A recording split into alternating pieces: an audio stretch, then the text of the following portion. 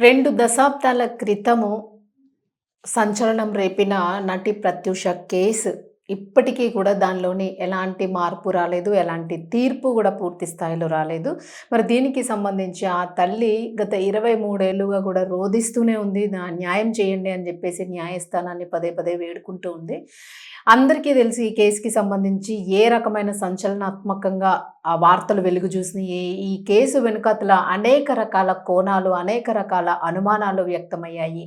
ఈ కేసులో ముఖ్యంగా నిందితుడిగా పేర్కొన్న సిద్ధార్థ రెడ్డికి సంబంధించి గూడాను రకరకాల అనుమానాలు వ్యక్తమయ్యాయి. అలాగే ఇందులో కొంతమంది రాజకీయ నాయకుల కుమారుల హస్తం గూడా ఉంది అని జెప్పేసి వార్తలు వెలుగు చూసినియి. అలాగే ఇది హత్య కాదు, ఆత్మహత్య కాదు, ఇది హత్య అని జెప్పేసి గూడా బల్లగుద్ది చెప్పి గొంతు చించుకున్న తల్లిదండ్రుల రోదన మాత్రము ఈనాటికి కూడా ఆ తల్లి ఏడ్చి ఏడ్చి ఆవిడ కళ్ళు తడి ఆరిపోయింది గానీ ఆమె రోదిస్తూనే ఉంది. నిజంగానే అసలు ఇప్పటికీ కూడాను సరోజినీదేవి గారు ఇస్తున్న ఇంటర్వ్యూస్ గానీ, ఆవిడ మాట్లాడుతున్నప్పుడు చూస్తూ ఉంటే, ఒక తల్లికి అంటే అందరూ మన భూమి మీద ప్రతి ఒక్కరు భూమాత కూడా ఒక తల్లే. తల్లి లేనిదే ఈ సృష్టిలో జన్మ జరగదు. అలాంటి తల్లి పిల్లల్ని కోల్పోతే ఆ రోదన ఎలా ఉంటుంది అనేది మనం ప్రతి చోట, ప్రతిరోజు గూడా ఏదో ఒక రకంగా వింటూ ఉన్నాం, చూస్తూ ఉన్నాము. మరి సరోజినీదేవి గారు ఇన్నాళ్ళు, ఇన్ని సంవత్సరాలు పోరాడుతూనే ఉన్నారు. భర్త లేకుండాను తన కుమారుడితోనే ఆవిడ ఒంటరి పోరాటం చేస్తూనే ఉంది. అయినప్పటికీ గూడా ఈ కేసులో అయితే న్యాయం జరగడం లేదు అని జెప్పేసి ఆవిడ ఆవేదన వ్యక్తం చేస్తూ ఉన్నారు. మరి తాజాగాను నవంబర్ 19న తీర్పు 2025 నవంబర్ 19న అయితే మాత్రము సుప్రీం దాన్ని రిజర్వ్ చేసి పెట్టింది. అంటే పూర్తి స్థాయిలో తీర్పు ఇంక ఇదే అని జెప్పేసి క్లియరెన్స్ అయితే ఇంకా రాలేదు. ఇంకా కోర్టులోనే ఉంది. సో, దీనికి సంబంధించి పూర్తిగా మనం ఎలాంటి డీటెయిల్స్‌ని గూడా ఎక్కువగా మనం చట్టాల గురించి, సెక్షన్స్ గురించి మాట్లాడకపోవడం మంచిది. మాట్లాడడానికి కుదరదు గూడా మనం.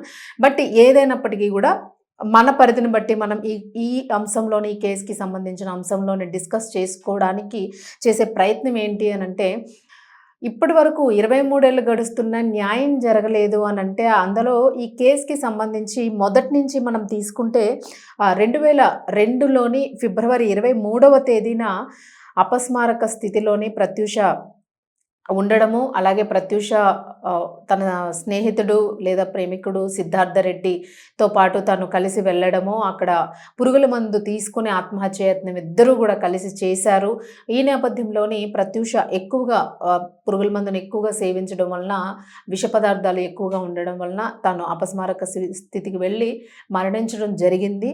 అలాగే సిద్ధార్థ రెడ్డి కూడా తాను కూడా పురుగుల మందు తాగాడు. మరి తాగిన నేపథ్యంలో ఆయన కాస్త తక్కువ తీసుకున్నాడేమో, ఒకవేళ తక్కువ తీసుకున్న దీనిలోనే ఆయన హాస్పిటల్‌లో వైద్యం తీసుకుంటూ గూడా ఒక 13 రోజులు, 14 రోజులుండి ప్రత్యూష మరణించిన తరువాత ఒక 13 రోజులకి అలా ఆయన డిశ్చార్జ్ అవ్వడం జరిగింది. మరి దీనికి సంబంధించి ఆయన ఆత్మహత్యకి ప్రేరేపించినట్లుగా ఆయనకి సంబంధించి 306 ఆత్మహత్య కేసుగా ఆయన్ని అరెస్ట్ చేశారు. అలాగే 309 ఆత్మహత్యకి పాల్పడినట్లుగా గూడా 2 కేసులు గూడా ఆయన మీద మోపడం జరిగింది. 5 ఏళ్ల జైలు శిక్ష, అలాగే 50,000 రూపాయలు అనుకుంటాను కొంత జరిమానాను గూడా విధించారు. ఇది 2002లో జరిగింది. ఇప్పుడు మనం 2025లో ఉన్నాము. సో, మనం లెక్కేసుకోవాలి ఎన్ని సంవత్సరాలు జరిగింది అంటే. న్యాయ వ్యవస్థల్ని ఆరోపించడం కాదు, ప్రతి ఒక్కరు గూడా న్యాయ వ్యవస్థని ఆసరా కోసము, న్యాయ వ్యవస్థని అభ్యర్థిస్తూ మనం పెట్టుకున్న పిటిషన్స్ గానీ, హత్యలు గానీ, ఆత్మహత్యలు గానీ, అబ్యూసింగ్ కేసులు గానీ, లైంగిక దాడులు గానీ, చిన్నారుల మీద జరుగుతున్న అత్యాచారాలు గానీ, ఇలాంటివి ఎందుకు అంత నీరు గార్చేస్తారు? ఎందుకు అంత టైం పట్టేస్తుంది? అంటే ఒక ఇన్‌ఫ్లూయెన్స్ ఉన్న కేసెస్ ఏమో తొందరగా అయిపోతూ ఉంటాయి. సామాన్యుల కేసెస్ ఏమో లేట్ అవుతూ ఉంటాయి అనే ఆరోపణ వినిపిస్తూ ఉంది. మరి ఇది ఎంతవరకు వాస్తవము? నిజంగానే ఇది జరుగుతుందనంటే సామాన్యులందరూ గూడా ఇదే జరుగుతుంది అని జెప్పేసి బల్లగుద్ది చెప్తున్న పరిస్థితి కనిపిస్తుంది. మరి ఎక్కడ లోపం జరుగుతుంది? ఎందుకు ఇంత ల్యాగ్ ఎందుకు జరుగుతుంది ఇలాంటి కేసెస్‌లో? ఒక కేస్‌ని క్లియర్ జేయడానికి 23 ఏళ్ళు పడుతుందా న్యాయం జేయడానికి? ఏదో ఒకటి అంటే ఇది తీర్పు ఇంక అయిపోయింది అని క్లోజ్ చేసేస్తే ఇంకా ఆ తల్లిదండ్రులు, సరోజినీదేవి లాంటి తల్లిదండ్రులు దాని తండ్రి కానియండి, తల్లి కానియండి, ఇన్నాళ్ళు వేచి చూసి ఆ ప్రాణము ఒక అసంతృప్తితోనే వాళ్ళు గూడా ప్రాణాలు విడిచే పరిస్థితి ఉంటుంది. అవి త్వరితగతిన క్లోజ్ చేసేస్తే ఇంకా క్లోజ్ అక్కడితో అయిపోయింది గదా అని ఏదో ఒక తృప్తో, అసంతృప్తో అక్కడితో అవుతుంది. కానీ వాళ్ళకి పనిష్మెంట్ రెగ్యులర్ ఈ కేసు హియరింగ్ వచ్చిన ప్రతిసారి ప్రతిసారి కూడా వాళ్ళకి పనిష్మెంట్ జరుగుతూనే ఉంటుంది. వాళ్ళు మళ్ళా దాన్ని రిపీట్ చేసుకొని ప్రతిరోజు రోదిస్తూనే ఉంటారు, బాధపడుతూనే ఉంటారు, నా కూతురికి న్యాయం జరగలేదు అని చెప్పేసి. మరి ఇప్పటికీ కూడా సరోజినీదేవి గారు, ప్రత్యూష తల్లి గారు అదే ఫ్రెష్ మూమెంట్, ఆమె చనిపోయినప్పుడు ఆవిడ ఎలా వెక్కి వెక్కి ఏడ్చి గుండెలు బాదుకుందో, ఇప్పుడు కూడా సేమ్ అదే వేలోన అలాగే ఆవిడ ఎక్స్‌ప్రెషన్స్ గాని, ఆవిడ బాధ గాని, ఆవిడ ఫీలింగ్స్ గాని, గుండెని పిండేస్తున్న హావభావాలు ఆవిడలోన మనకి కనిపిస్తూ ఉన్నాయి. సో, ఇంకా నాకు న్యాయం జరగలేదు, నా కూతురు ఆత్మకి శాంతి దొరకలేదు అనేది ఆవిడ కళ్ళల్లోన, ఆవిడ మాటల్లోన కనిపిస్తుంది. మరి ఈ కేసెస్‌లో అంటే ఏ రకంగా దీన్ని ఇంత సింపుల్‌గా తీసేశారు అనేది చూసుకుంటే, దీనిలోన పొలిటికల్ ఇన్‌ఫ్లూయెన్స్ ఉంది అని చెప్పేసి మొదటి నుంచి వినిపిస్తున్న వాదన. సిద్ధార్థ రెడ్డి, ప్రత్యూష కాలేజ్ టైంలోని ప్రేమించుకోవడం జరిగింది. 2000 ఇంటర్మీడియేట్‌లోని ప్రేమించుకోవడం జరిగింది. ప్రేమించుకున్న పక్షంలోన సిద్ధార్థ రెడ్డి ఫ్యామిలీ అయితే ప్రత్యూషని చేసుకోవడానికి వాళ్ళు అంగీకరించలేదు. బట్ ప్రత్యూష తల్లి మాత్రము టీచర్‌గా పనిచేస్తూ ఉన్నారు. తండ్రి బ్యాంక్‌లో పనిచేశారు. ఒక తమ్ముడు కూడా ఉన్నారు. మరి ప్రత్యూష తల్లి టీచర్‌గా పనిచేస్తూ ఉన్నారు. తండ్రి బ్యాంక్ ఉద్యోగి. ఆవిడ ప్రస్తుతానికి తండ్రి ఆయన లేరు. తల్లి మాత్రమే ఒంటరి పోరాటం చేస్తున్నారు. అలాగే ప్రత్యూషకి సోదరుడు కూడా ఉన్నారు. మరి ప్రత్యూష ప్రేమించిన విషయం తల్లికి చెప్పడం జరిగింది. తల్లి సరే అమ్మా చూద్దాము, ఒప్పుకుందాంలే, అన్నీ బావుంటే సవ్యంగా ఉంటే ఇప్పుడిప్పుడే కదా నీ కెరీర్ స్టార్ట్ అయింది, మంచి జరగాలని ఆశిద్దాము, సరే అని చెప్పేసి ఆవిడ కూతురు మాట కాదనలేదు, సరే అని అన్నారు.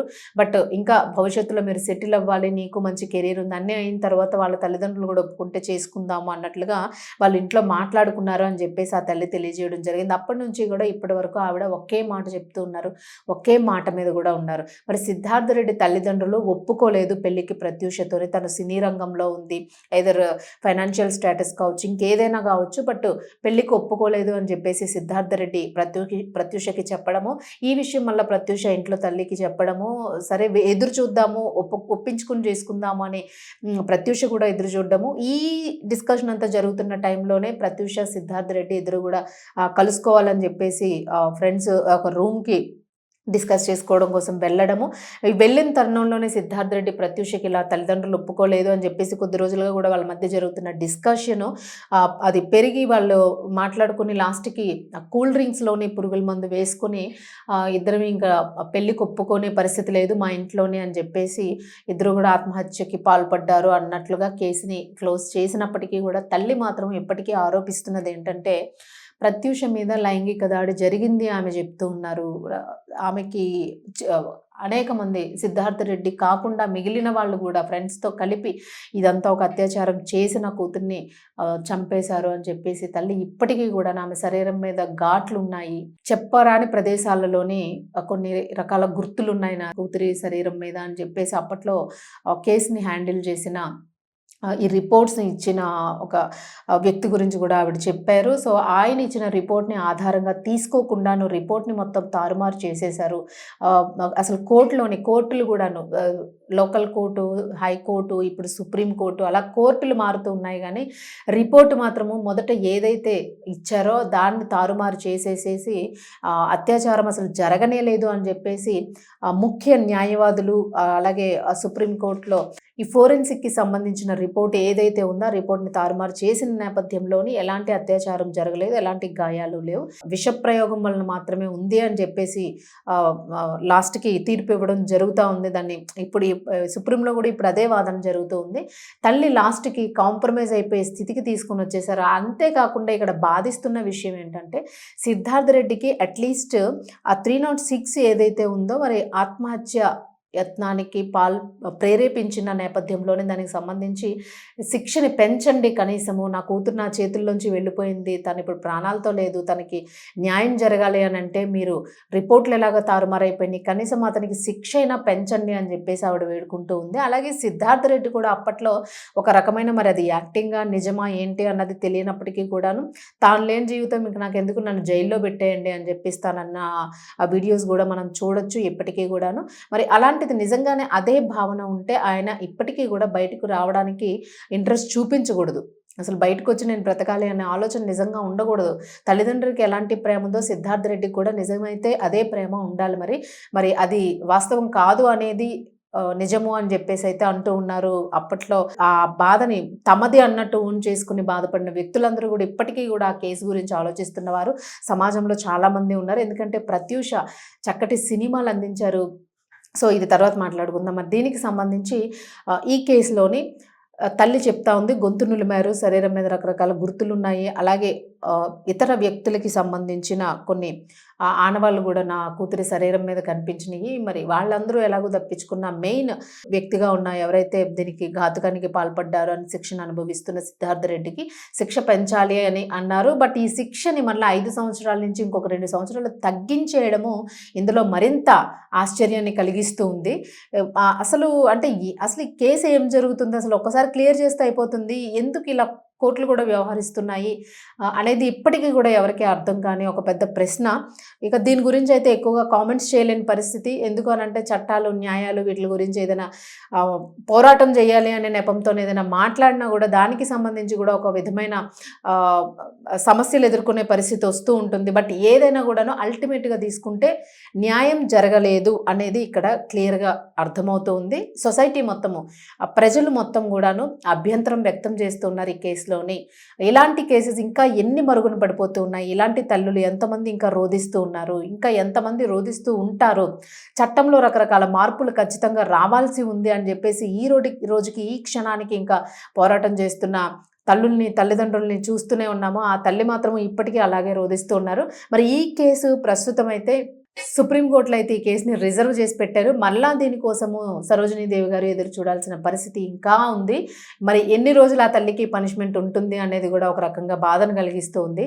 మరి ఈ టైంలో ఒకసారి ప్రత్యూష గురించి మనము గుర్తు చేసుకుంటే చాలా చక్కటి నటి, చాలా అందమైన నటి, అసలు అద్భుతంగా ఉంటుంది ఆమె స్మైల్.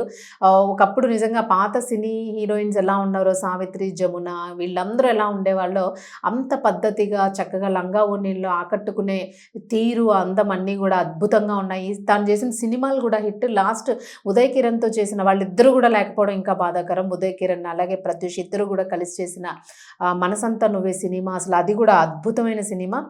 మరి ఒక్క రకంగా మనం ప్రత్యూషను ఒక్కసారి గుర్తు చేసుకుంటే ప్రత్యూష అద్భుతమైన సినిమాలు చేశారు. మోహన్ బాబుతో నటించారు, ఉదయ్ కిరణ్తో నటించారు, రకరకాల అద్భుతమైన సినిమాలు చేశారు. అలాగే కన్నడ, తమిళ ఇండస్ట్రీలో కూడా ఆవిడ సినిమాలు చేశారు.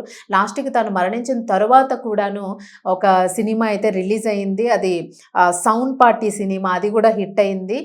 మరి దాదాపు 11 సినిమాలకు పైగా తాను సినిమాలు చేయడం జరిగింది.